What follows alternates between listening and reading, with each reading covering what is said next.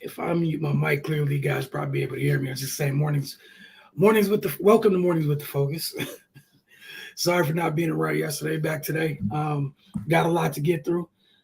Just a reminder for those of you, case for anybody who's watching this for the very first time, got a couple pre-scripted topics going to get through.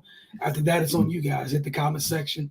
Feel free to let me know what you want to discuss or to share your thoughts on the topics that are brought up. We're going to start this morning. WNBA All-Star teams were announced yesterday. Just go through it real quick. Um, the starters, we got Sue Bird, Sylvia Fowles, Brittany Griner. Obviously, we all know why she is not here, recognized by the fans. Um, like everyone, we're hoping and wishing, praying that there's a resolution to her situation and she is brought home as soon as possible. Sabrina Ionescu, Jonquel Jones, Nneka Ogwumike, Candace Parker, Brandon Stewart, Kelsey Plum, Asia Wilson, and Jackie Young. Those are the starters. As for the reserves, Ariel Atkins from the Washington Mystics, shout out to her for continuing her steady growth. I think it's year 5 for her. Kalea Copper was drafted by the Mystics and then shipped to Chicago in the trade for Elena Deladon. She's also the Finals MVP. Kalea Copper have to put the proper respect on her name. Skylar Diggins-Smith, Dearica Hamby, Natasha Howard, Ryan Howard, who was the number 1 overall pick in this spring's draft.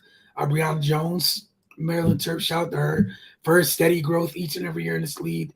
Jewel Lloyd, Emma Mieseman, Arike Gumbawale, Alyssa Thomas, Courtney Vandersloot. Love to hear what you guys think about.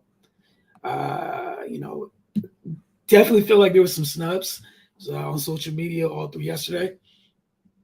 Me personally, I feel like obviously there's a couple spots where it's kind of more of folks are in their last year, proper send off or whatnot. Obviously, fans are the fan vote's gonna be there for some players. That's not all of them. Some of them have been super productive this year. That said, I could see where some of the angst or disdain was for folks that were chosen, but to people like Kelsey Plum, well deserved her first All-Star game. Jackie Young as well. Those two have been tremendous this year. Ryan Howard, everything. She's been everything a number 1 pick is supposed to be and has been since the start of the season. Then you have a couple other folks making her second appearance. But again, Candace Parker, Nneka never gets enough credit for what she does. That's it. Looking forward to a fun All-Star weekend in the WNBA. But, as we approach the All-Star game means we're reaching the halfway point, which means, we'll be getting closer and closer to the playoffs soon. All right, on to the NBA. There's been so much noise in this league, right? We got free agency starting tomorrow. That said, some folks, be it players and teams, have declined to wait. As far as the drama goes, we can start with Kyrie Irving. Much noise was made over the past few days, week or what have you, about where Irving might land after multiple reports stated that he wanted a long-term deal with Brooklyn. The Nets didn't feel the same way. A list of team was reported that the point guard was interested in. The internet was immediately set ablaze about that list. One team on that list made the most noise, obviously, with the possible reunion between him and LeBron James. Last time they played together was on the Cavs, and Cavs had this historic comeback in the 2016 finals, and everyone's reliving all those great moments, right? Which is great. And then it was dialed back almost immediately. Before I get to that part. So Kyrie's approaching the last year of his deal. As a player option, he can opt into about $40 million, right under $40 million, or he can opt out and hit free agency untested, or, opt in and execute a sign and trade, possibly. All of that stuff, and everybody started getting hammered with the ideas and the possibilities and all these different things that could happen, only for after all of that noise, for Kyrie to turn around via Shams and opt in. Uh, One of the things that was out there was he would turn down almost $40 million to join LA for $6 million and then possibly get a long term max deal with LA the following year. Again, all of that stuff. He opted back into Brooklyn. Obviously, he could still be moved, but it seems like that Saga or mini Saga or temper tantrum, whatever that may be, has quelled for the moment. It also showed that, like, just like I think the lack of self awareness, right? You literally talking about Kyrie last year. You didn't play. You didn't play nearly enough, and then just with your reliability as far as your availability goes, I don't know how many teams are going to line up to deal with that. Knowing that you're not certain when he's going to play, how often, so I'm not sure what he was thinking, but either way, at this moment, he's in Brooklyn. We'll see how that plays out as free agency starts tomorrow. But it looks like they might be entering the first year where it would be, if healthy, it would be Kevin, Kyrie, and Ben. But again, at this moment, he's still a member of the Brooklyn Nets after all of the noise that was made. John Wall was finally freed from his professional rest, a mutual professional rest with the Houston Rockets. A veteran guard was bought out earlier this week, and it wasn't a bad buyout for him. Like, it was a win-win. You got freed from the Rockets, so you can, choose where to go. You also only forfeited $6 million of the $47 million that you were owed this year. So you walked away $41 million and the freedom to choose where you want to play. It's not bad, which I feel like the Rockets owed you after holding you on ice all of last year. And then, per multiple reports, obviously waiting for it to officially be done, he's chosen to sign with the Los Angeles Clippers, which gives them something they don't have in terms of, John, whatever you may think of him. He's one of the better playmakers in the league. And think about what that does for a natural playmaker, a natural facilitator at that, what that does for somebody like Paul George and with Kawhi Leonard and Paul George, where, we've seen them at times have to do a little too much on offense in terms of creating for other folks. And now you just go to work, right? You got somebody to facilitate. Obviously, as a secondary playmaker, that's great, but they did a little bit. It was far more than secondary playmaking for them. Prior to getting John, it also slides Reggie Jackson more into that super sub role, right? And then John's just been rested. Not bad for Clippers at all. If once that becomes official, but not mad at that at all. A lot of things the Clippers already did. Zubac, their young center, they re-upped with him 3 years, 33 mil. So I'm not mad at that at all. And he's someone who's definitely going to benefit from John. We've seen what John's done with lesser heroic teammates on the wing, right? It's not a knock on guys he's played with in the past, but none of them have been the level of Kawhi Leonard or Paul George, right? Then you think about what he's done for bigs he's played with in the past. He makes their life easier. He makes a lot of folks' life easier. So happy for him to be freed, one, from Houston. And then two, happy for the Clippers, if they're able to be healthy, him included, right? What that means for all parties involved. PJ Tucker's, his market looks to be heating up. From multiple reports, you got several teams. The Heat would like to bring him back.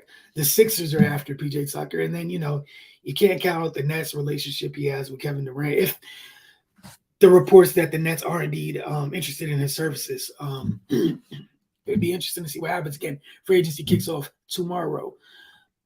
Through all the stuff that happened last week, we had the NBA draft. We're talking about some of the stuff of free agency as we get closer to it. Again, less than, it was 24 hours out, what have you.